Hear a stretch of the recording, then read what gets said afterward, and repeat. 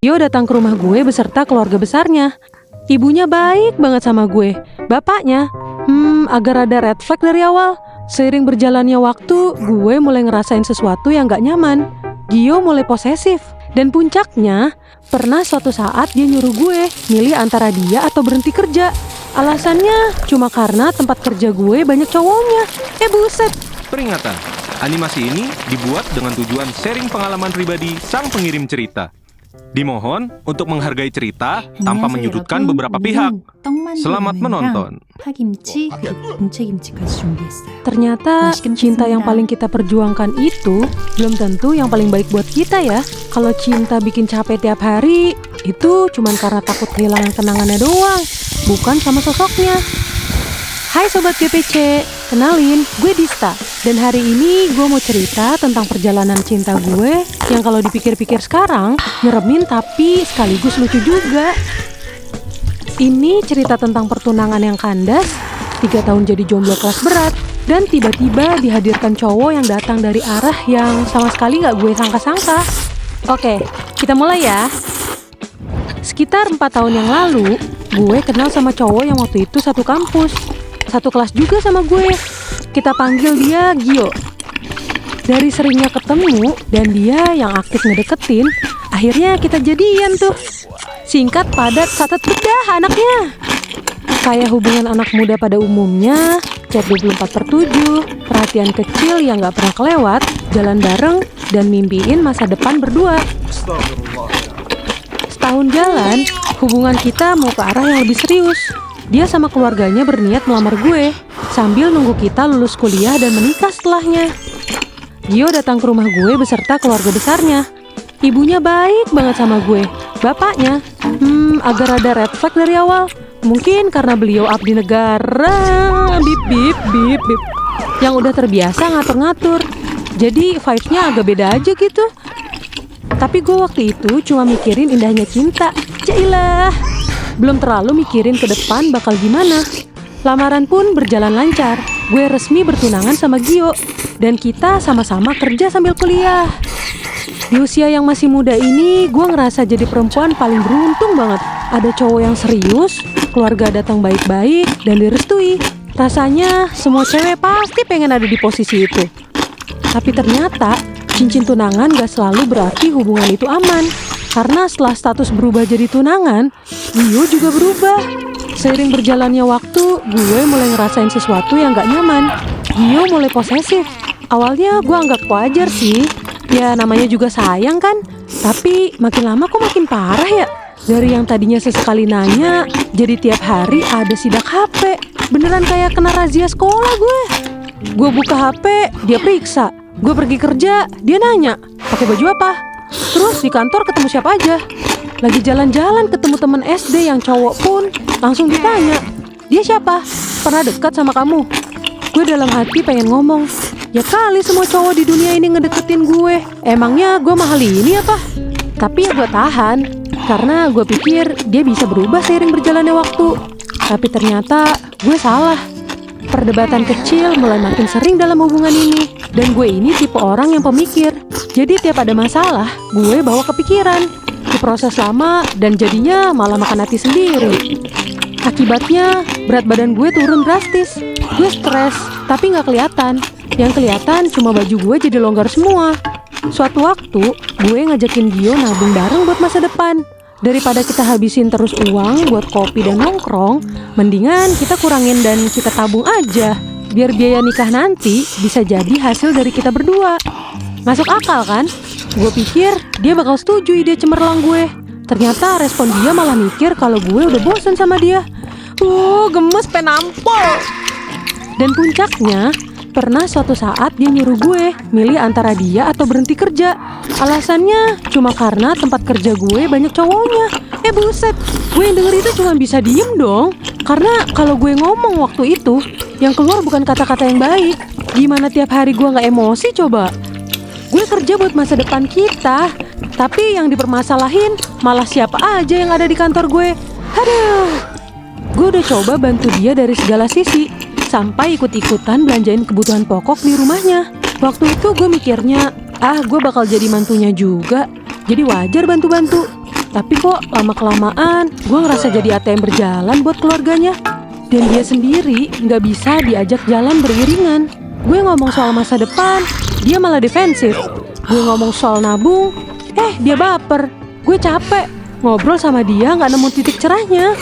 Sampai di satu titik, gue udah bener-bener habis tenaga dan kesabaran. Gue pun akhirnya mutusin untuk mengakhiri hubungan pertunangan itu. Tapi gue tahu ini nggak mudah kan? Ya iyalah, statusnya udah tunangan cuy. Udah hampir mau menentuin tanggal nikah. Gue takut keluarga gue malu. Tapi gue ngomong dulu ke ortu dan jelasin kondisinya. Dan alhamdulillah keluarga gue bilang selama anaknya bahagia, mereka oke-oke aja. Jadi gue putuskan gue akhiri pertunangan itu. Dan Gio yang selama ini ngerasa gue gak bakal bisa ninggalin dia karena udah di tahap ini, dia kaget banget dan dia gak nyangka. Tapi gue udah bulatkan tekad. Gue pergi dari hubungan itu dengan keyakinan bahwa gue layak dapat yang lebih baik. Meskipun waktu itu gue belum tahu wujudnya seperti apa. Setelah putus, gue masuk ke fase yang gue sebut fase healing ala anak rantau. 2-3 tahun jadi jomblo sejati cuy. Beneran jomblo buat nikmatin kesendirian gue. Beli apapun yang gue mau, jajan apapun yang gue suka. BTW, gue kerja di salah satu bank swasta di luar kota. Fokus ke karir dan gue nikmatin kebebasan itu. Ya ada beberapa yang coba deketin sih, tapi gak ada satupun yang nyangkut di hati. Sampai ibu gue mulai khawatir. Beliau bilang, mau cari yang kayak gimana lagi? Apalagi nyokap dapat bacotan dari tetangga yang gak ngenakin tentang gue. Nah, di tempat kerja gue ini ada kegiatan olahraga rutin setiap Rabu. Dan disitulah semua orang dari berbagai departemen kantor ngumpul. Suatu hari ada seseorang yang nyapa gue. Dia bilang, ini namanya Mbak Dista kan? Kita panggil dia Dana. Dan tahu respon gue, senyum sekilas, terus pasang muka jutek lagi. Lanjut aktivitas lagi deh. Gue memang terkenal sebagai cewek paling judes di kantor. Banyak yang komplain ke kepala kantor gue karena katanya gue terlalu judes buat disapa. Tebar pesona bukan passion gue cuy. Gue kesini kerja, bukan audisi sinetron. Rabu berikutnya, Dana nyapa lagi. Respon gue masih sama. Rabu berikutnya lagi juga sama. Dan sampai akhirnya dia mungkin kapok kayak cowok-cowok lain. Dan sapaan itu berhenti. Gue juga gak terlalu mikirin alias bodo amat. Karena gue udah mutusin mau resign. Karena udah capek banget merantau dan kangen rumah. Pas gue pamitan di grup kantor, tiba-tiba Dana chat personal. Dari situ kita mulai sering chatan. Makin lama makin intens. Dan beberapa waktu kemudian dia bilang pengen main ke kota gue. Gue tahu mungkin ini alasan klasik cowok buat deketin cewek. Tapi gue kasih kesempatan. 2 bulan setelah gue resign, Dana beneran datang ke rumah gue dong. 3 jam perjalanan besti. Abis kenalan sama ibu, kita keliling kota, makan, dan nonton. Dan yang bikin gue ketawa sampai sekarang adalah reaksi ibu gue waktu tahu Dana datang. Ibu gue yang senang banget, sampai beliau yang kelihatan kasmaran bukan gue. Ibu langsung bilang, udah sama ini aja, ibu cocok. Serak banget di hati ibu. Gue cuma geleng-geleng kepala dan bilang, kita temenan dulu bu. Ditambah lagi ternyata Dana itu di bawah gue 2 tahun. Gue dalam hati mikir, masa iya gue sama bocil? Tapi gue tetap mau berteman dulu aja. Kelanjutannya ya gimana entar. Kedua kalinya Dana datang. Dia mengutarakan perasaannya tapi gak to the point gitu. Dia bilang, aku gak bakal jauh-jauh nyamperin kamu kalau cuman mau main-main. Dan gue mikir, iya juga sih. 3 jam perjalanan bukan jarak yang main-main cuy. Gue jawab, dijalanin aja. Kalau emang cocok bisa langsung ke jenjang serius. Dan dia setuju. 8 bulan kita jalani, banyak juga perdebatan. Katanya itu memang ujiannya. Tapi beda banget rasanya dengan hubungan gue yang sebelumnya. Karena kali ini gue didengar. Gue gak pernah ngerasa berjalan sendirian. Dan waktu Dana akhirnya melamar gue dengan bawa keluarga inti dan beberapa saudaranya, gue kaget 2 kali guys. Pertama karena lamarannya, kedua karena mereka langsung nentuin tanggal di situ juga.